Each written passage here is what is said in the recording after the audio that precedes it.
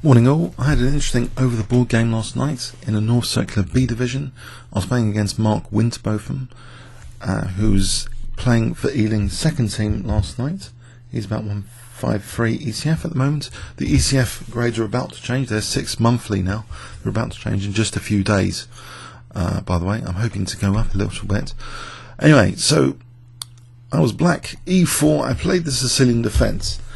And I've started, I've really have dropped the French defence, and I think one of the ideas, the motivations behind that, is I realise actually that as black, if you're a tactical player, the Sicilian often offers more opportunities for getting rid of pawns, basically. If you get rid of pawns, it's more about tactics, piece-to-piece battles, rather than more closed positions. So if you're a more tactical player, I think that's something to bear in mind. It's very simply expressed. Even gambits, where you're giving up pawns, if you generate piece play as black and you're a tactical player, I think that goes hand in hand. If you're a more slow positional, structural player, then obviously the French defence is good. So I'm starting to have good results as well with the Sicilian, but a lot of people do avoid it and play more closed systems. Here my opponent did play knight c3, a closed Sicilian, but even so, it's a reasonably good position. Black controls and marks the d4 square here, so I don't think I'm any worse in this position. d3 e6, and we'll put an engine view here, live book. The most common move is actually bishop e3 immediately here, and it's meant to be equal. Let's have a quick look at this. Bishop e3 d6, so d6 is kind of 4, so there's d5 would be a tempo loss, so queen d2 goes like this, the line. b5 immediately there, goes like this. We've got 67 games here, a lot of games in this sequence. Still 40 games here, believe it or not. So a lot of games have gone like this, and it's about equal. So this is a long kind of sequence from bishop e3. So bishop e3 might be important to actually play here, rather than my opponent's move knight ge2, because it's letting me potentially play for d5 quickly. Okay, white usually castles in this position, but I can, it would seem, play for d5. d6 is actually the most popular move though. Maybe d5 isn't all that actually. There's actually 65 games with just what I played castling. So I'm not playing d5 here, I castled. Now again, to prompt d6, I think it's bishop e3. You get an accelerated attack on the fianchetto bishop with bishop e3. That is once played. Knight d4, protecting c5 without having to play d6 though. Queen d2. Now usually black actually does play d6. 134 games here with d6. That's the main move. I played a much rarer move, d5. Let's have a look at d6 here. So we get a similar thing to what I think I've just mentioned. Well, similar looking sort of plan. It's kind of trodden plan here. So I played actually d5, and that's given a slight advantage from an engine point of view. But I thought this was an interesting move, and it encourages maybe a bad reaction from the opponent to give up here the dark square bishop. There was no need to play bishop takes d4, although it might seem attractive to have to give me double pawns. Maybe just engine suggestion is knight f4 on d5 here. So bishop e6, white's apparently slightly better here. It's getting that bishop. If I take here, white looks to be okay. I think black's okay as well. It's only a small advantage to white. But what was played in the game though was voluntarily giving up the dark square bishop, and this immediately, from an engine point of view, gives black now a small advantage, less than half pawn, but still the advantage is with anyone. If it's with anyone, it's with black. Now I play knight f5 because I've got this bishop h6. I'm looking forward to bearing down the c file. I've got these two files to work with, but the c pawn is a backward pawn. But he gets rid of that immediately. He challenges the centre, which is a good move. Bishop h6, the queen tucks on c2. I take on c3. B takes now is played. I think actually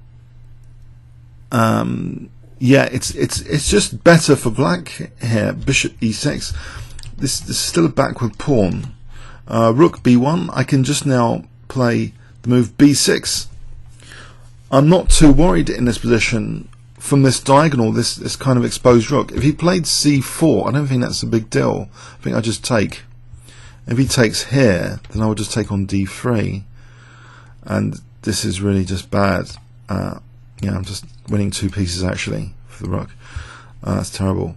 So I'm getting away with b6, just neutralizing that b file. Queen a4. And now there's a move I missed. I thought I was just simply better here. Rook e8. But knight f4, I didn't realize, because I was trying to target that knight, I didn't realize actually the queen is of course supporting knight f4 here. Because I thought actually, you know, bishop d7, if given another move, there's a threat here attacking the queen thing. Or even maybe consider what are my threats. Well, anyway, the loose knight on e2 looks awkward. If rook e1, there might even be bishop d2. Here, rook e1, bishop d2 would be nice. So if the rook goes back, now bishop d7, and if queen c2, I just take on e2. So I was wondering if he'd blunder horrifically with rook e1, missing this bishop d2, but no, he just plays knight f4. Now here, still apparently best for black is actually to play bishop d7, even though it seems from a human point of view that d5 looks really loose. For example, queen b4, now d4, and that is offering an exchange sack here. And I think I had checked this out, but kind of rejected it. Let's have a quick look at this. Bishop takes, queen takes. What am I actually threatening here? Well, bishop takes and knight h4 looks dangerous. So what does white actually do? If he plays, I mean, let's say knight g2, queen f3, is there enough compensation? Well, bishop c6 is a bit of a killer here on this diagonal, and the knight's controlling h4, can't even evict the queen. So I think this is why this is a very big, this is actually a very big advantage for black, this position. Let's just look at some ideas here. Bishop c6, and white would have to give up the queen. So the exchange sack here is actually incredibly interesting. If we just go back here, this exchange sack idea of just playing bishop d7, sorry, bishop d7 here, so this d4 here, very interesting exchange sack. What else does white do here? If c takes, this just looks horrendous after bishop takes, and queen f3 again, it just blocks the f3 resource, making way for bishop c6. There's also knight h4. So yeah, that's a really fantastic dynamic tactical idea implied by playing simply bishop d7 in this position. And if white ignores the exchange sack, it's still apparently better for black here. For example, knight d5, bishop f8, attacking the queen. Queen goes back, and black apparently is doing well here. If we just look at this position, there's control of d4, potentially weak d3 pawn. Black is doing exceptionally well in this position. So cleared the liability, and in fact it's white's pawn on d3 which could come under scrutiny. This diagonal looks beautiful. The dark square bishop actually looks very beautiful here, so it's extending and improving that dark square bishop significantly. So these variations with bishop d7 are very, very interesting. It's actually a strong move here. But okay, I played an inferior move, queen d6, and white's slightly better again. Apparently taking on e6 is best, but he played rook e1, which is a terrible mistake now, because of bishop d7. I'm simply, it doesn't matter about losing a7. I've got a crushing attack here on the king side, so I'm hitting the rook. So he takes that, takes. If he takes on a7, he's getting, I think, slaughtered off the check, because bishop takes f4, and I don't think there's no real time for something like this. Queen e7 or queen e5. I think I'm threatening like queen e2 now, and this is just diabolical for white. You know, d1's dropping as well, so that's just absolutely losing for white. So in this position, he's forced to play a horrible move, inviting a potentially terrible endgame. He plays actually queen b4. I just throw in the check, and it pins the bishop, of course. And now I have actually a very strong continuation here. And after passing this critical moment of the game, I kind of regretted not thinking longer here. I played queen takes b4 because I thought it gave me an advantage quite easily. But actually, there's a very strong sequence available here to exploit this pin, to celebrate this pin. It's bishop takes f4, and so if queen takes, we can just take with the bishop. That's the important thing there. So g takes, and now in this position, can you spot a very strong move for black? Well, in fact, there are multiple moves which give black a huge advantage. In fact, there's about 6 moves which are more than +3 for black here. 7 moves. In fact, anything is more than +3 for black in this position, it seems.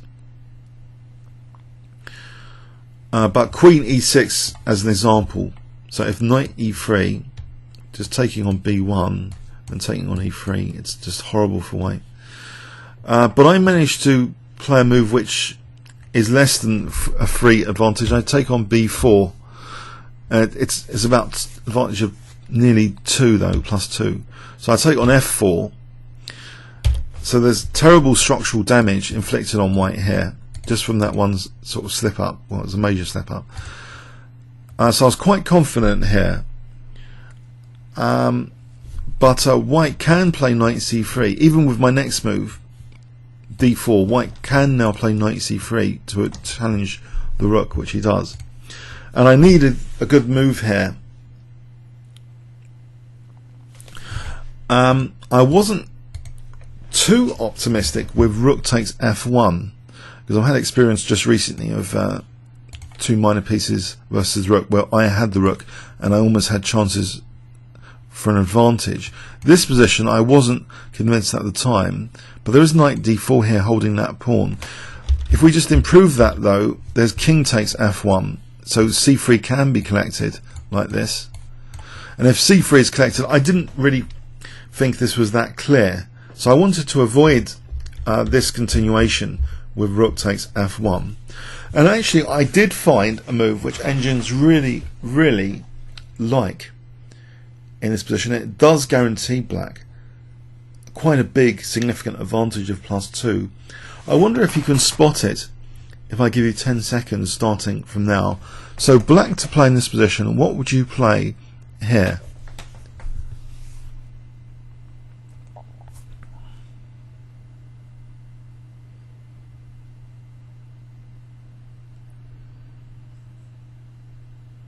Okay, I hope you found it.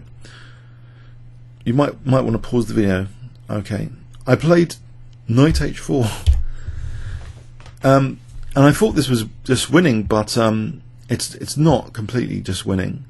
So if rook takes, well, if he moves the knight, then he's losing the rook. So if rook takes, then I thought check, and if king g2 knight takes e1, check, and then I take the knight. But of course he's got king h1. But still, it's much better for black now, this position, than that rook versus knight and bishop scenario, because these are actually very aggressive pieces, and this diagonal is also a bit of a liability for the white king. He plays down knight e4. Okay, threatening knight f6. Got to be careful, obviously, but I can pin that now because the king's unfortunate position on h1. So I'm threatening f5. He has to do something about that. He can't play bishop g2. I just take that and then f5, winning that piece. So he actually has to lose a pawn here, it seems. He plays f3, and apparently, technically, best is, from an engine point of view, is knight c2 here. So just going to munch this pawn. If b5, just take this pawn. These pawns are a bit loose. So this was like apparently the way to go. I actually played f5.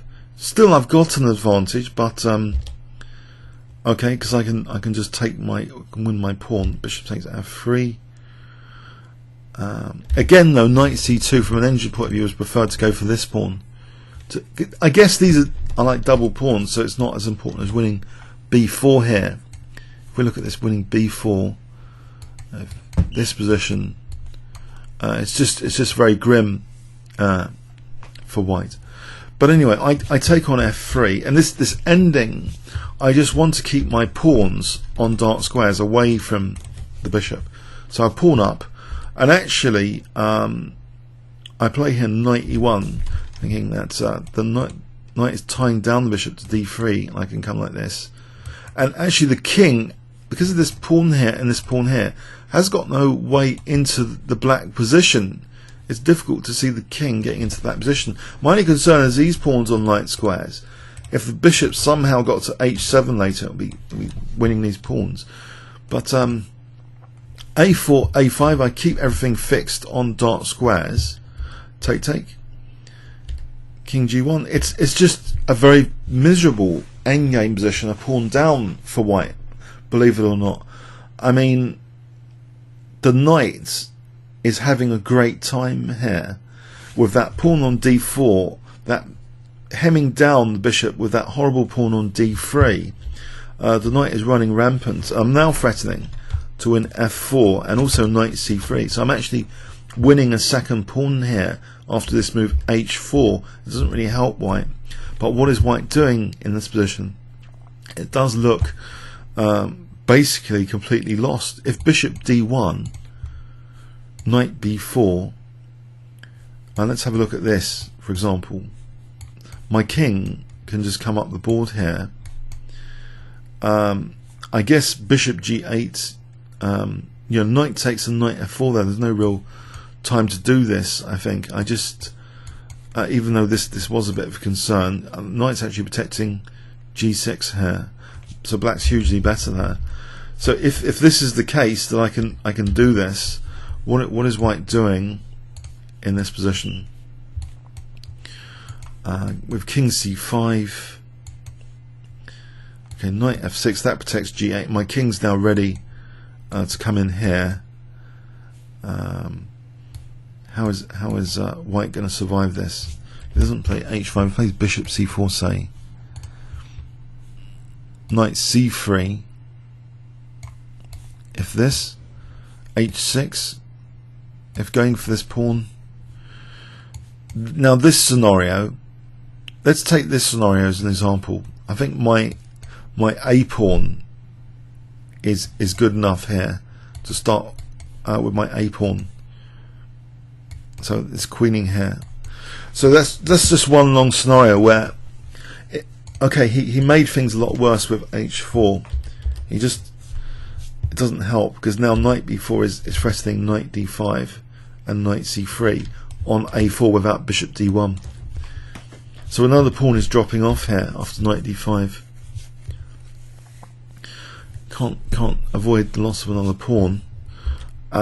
So it's very straightforward here. I just bring my king in to the centre, get the pawns on the dark squares, so there's no issues at all with the pawns there. And I get him in it's like a virtual zugzwang now, because the knight's now attacking both pawns, tying down the bishop completely. And I start moving these pawns, knowing that also the knight is even controlling d7 here. So I don't mind king g4, king f6, zugzwang. I'm gonna play for now for g4. So here he resigned. So that, I thought that was quite an interesting game. I think the move of the game for me, my favourite move was knight h4, which was actually essential to maintain the advantage here, knight h4. So responding with a tactic, a nice tactic, with a tactic, knight h4, rather than rook takes f1, king takes f1. I thought it was a bit murky. So that was a very critical decision. And it's interesting, the same sort of ending, just a week before, where I had the rook versus knight bishop, can reappear in this game, where I'm going to take the role of the person with the 2 minor pieces instead of the rook.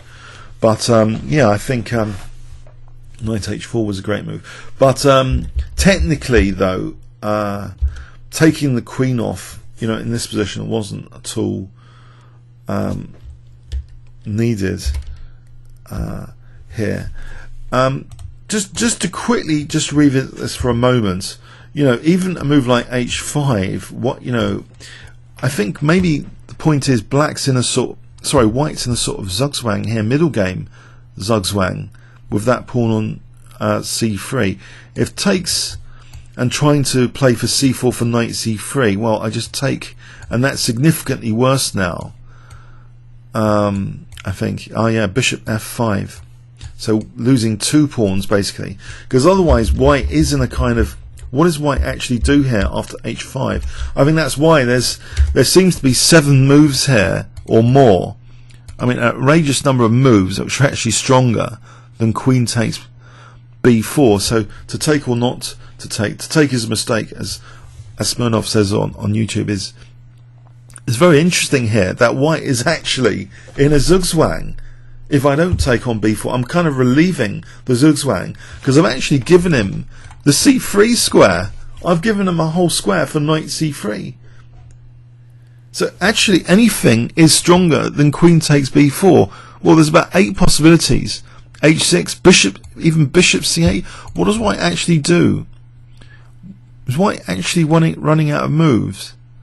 If a3 queen e6 is always a pain. So taking is just a total pain here after knight takes d6. 2 pieces pinned. I think that's the point where black is now threatening bishop h3. I mean, this.